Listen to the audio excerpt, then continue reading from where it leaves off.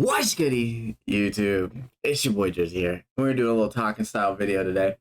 Um, and this video is really just gonna be me talking about the style of games that I'm starting to realize that I like more recently, based off of what I liked growing up as a kid and how different they are. So let's just rip right into it, rip the band-aid off.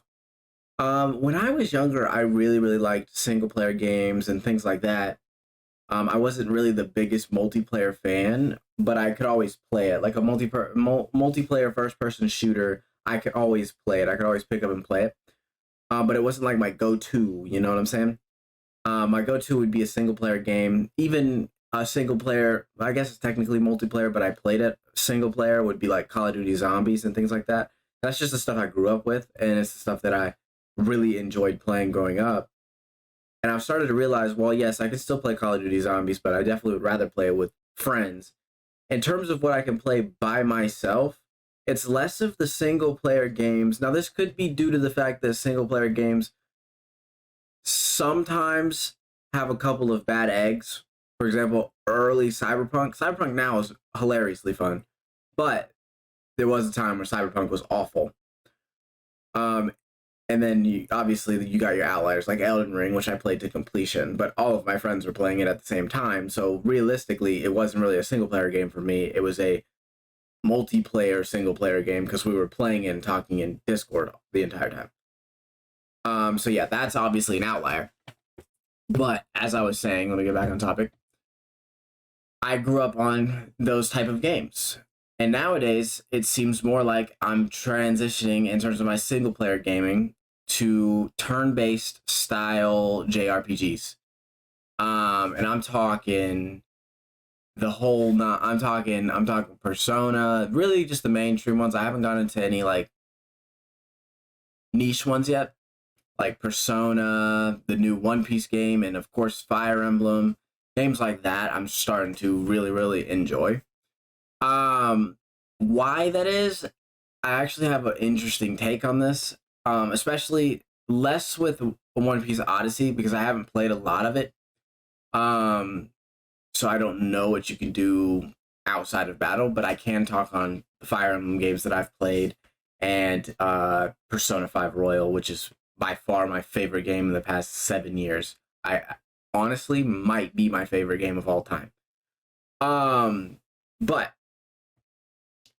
the reason I have enjoyed these style of games so much more is simply because what I found out, and I found this out by replaying Skyrim, while it was still a great game and it was still perfect, not, I wouldn't say perfect, I'd say like an 8 out of 10, I started to realize that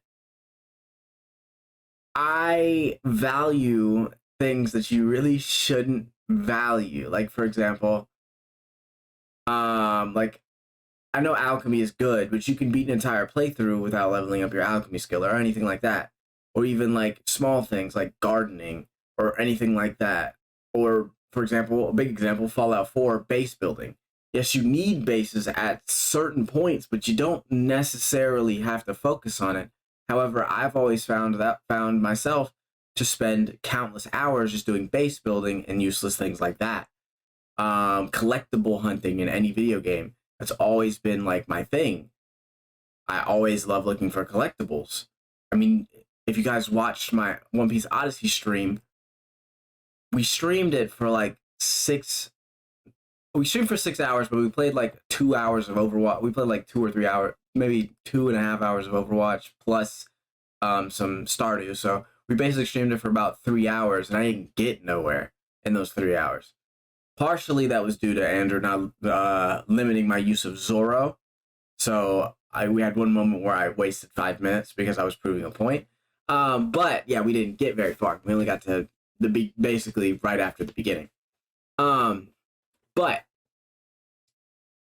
I was searching for collectibles the entire time. I was grabbing every collectible I've seen, everything like that. That's always been my thing. But the reason why I think these turn-based style games appeal to me, and the reason why I said much less One Piece Odyssey, is with Fire Emblem and Persona as well, you have an aspect of the game that's not necessarily all combat. Less with Fire Emblem, more with Persona. Whereas Persona, you can go out and you can go to shops, you can go talk to your confidants, um, you can make them go. You can visit popular locations in their little town in Japan. You have to go to class, you have to do all of this extra stuff, and I always found those scenes to be a little bit annoying at times because I was so good at figuring out the dungeon puzzles. I had the dungeon puzzles like wired in my brain. I could figure it out pretty easily, so I would have beaten the boss within 3 attempts. But what I ended up figuring out is after the first one, because the first one I went boom, boom, boom, beat it, and moved on. What I figured out is if I spaced it out by a week, I would plan out my week, do this and that, and then on Sunday, I'd go to the domain. And then on the next Sunday, go to the domain. On the next Sunday, go to the domain. Essentially until I had the boss beaten. But those little in-between dungeon things, managing my time, I have terrible time management IRL. So games that require me to use time management always have appealed to me. It's very interesting. I can't really explain it, but I have better time management in game than I do in the real world, which is a little sad. But Persona always spoke to me because of the fact that I had to do everything, and obviously the story was great, the music was great, the combat was great. But also it rewarded you for going out and doing these things. Could you beat every dungeon and not talk to your confidants one time? Yes and no, because the last dungeon would be ridiculously hard, but you could. You could focus on getting Joker strength to an obnoxious level and wiping the floor with the rest of the game. But if you did talk to your confidants, they would be pretty strong. So I always felt like the game rewarded me for playing the way that I wanted to play and talking to the confidants I wanted to talk to. Like, for example, I didn't like Yusuke the first time I played through the game. I didn't care for it. I leveled him up the next time, but first time I didn't care for him.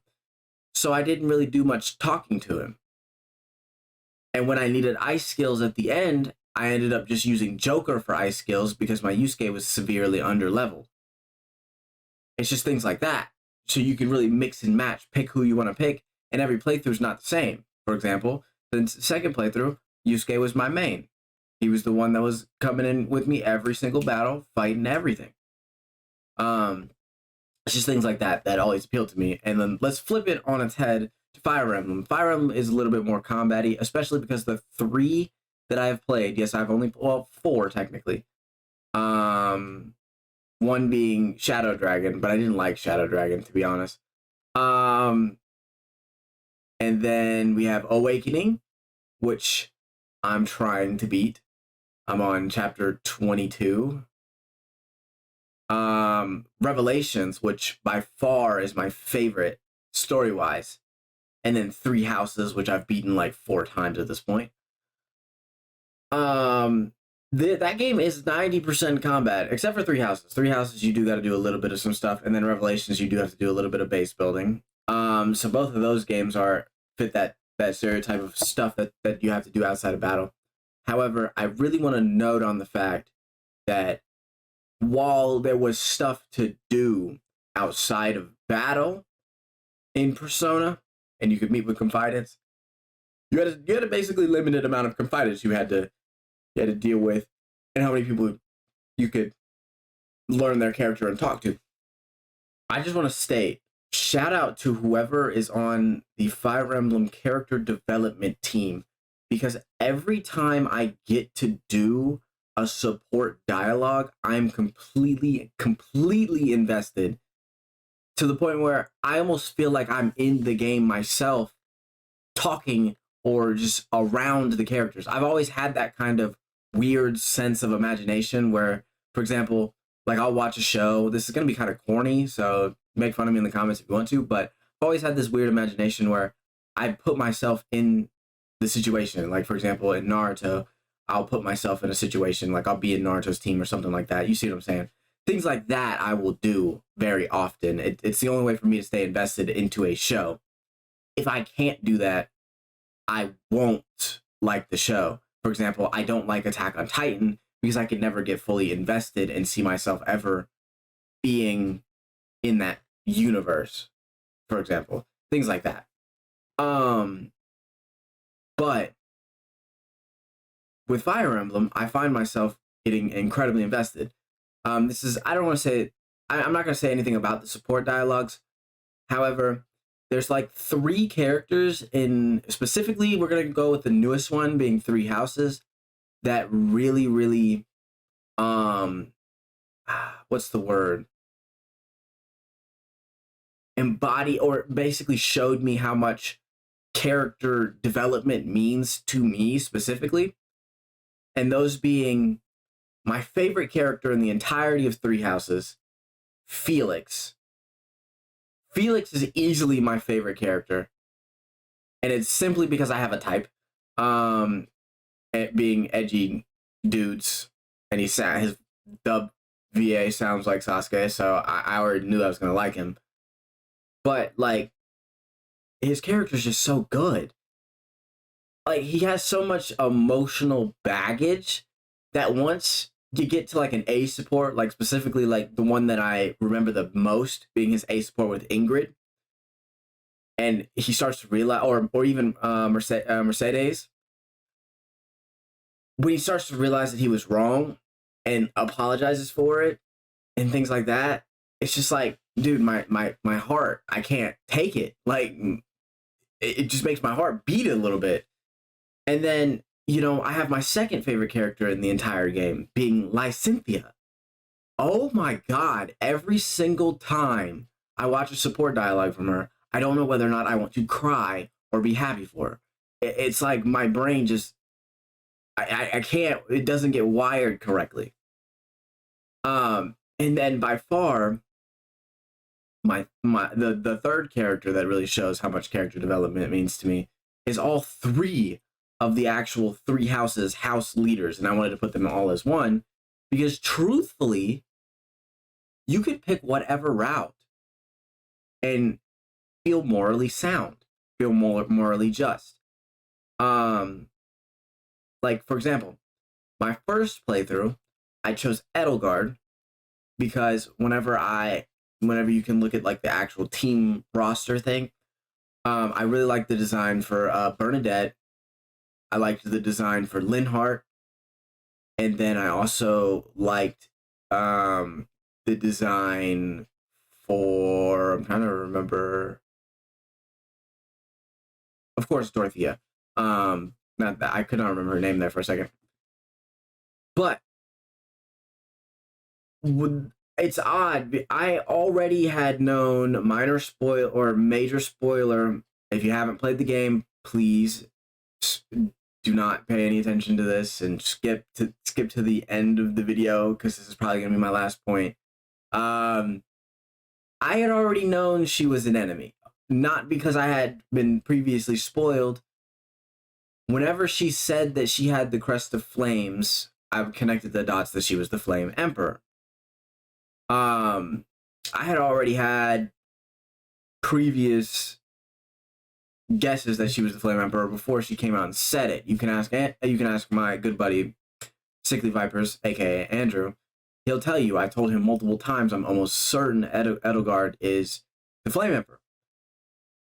So whenever they had that one meeting with the Agarthans and they said that the Flame Emperor was supposed to become a puppet for them, I immediately started to distrust Edelgard because I started to notice her personality switches. So when she asked me if I wanted to go to the capital with her, I said no because I truthfully believed that was the right answer. And then we have all the Silver Snow route and all this, that, and the third. Handled all that. And I felt morally sound. Me being the guy for Silver Snow, the captain, the head of the ruler. I guess technically that would be considered a ruler of all Fodlan type thing. So then I was like, well, okay, let me see what happens if I go back and do it with her. and then I did it with her, and then I started to realize she's not a puppet. She never planned on giving the Agarthans all control of Fodlan. She never had any plan of doing that. She planned to take control of the Empire, rule Fodlan, and take out the Agarthans. So, in all honesty, that's still morally sound. It's a little screwed up in the grand scheme of things because of her backstory being, I don't want to spoil it, but her backstory is kind of all over the place. However, she does want to change the world for the better. She believes crests are terrible. So she's morally sound. It's morally sound because crests seem to cause nothing but grief in this game for most people.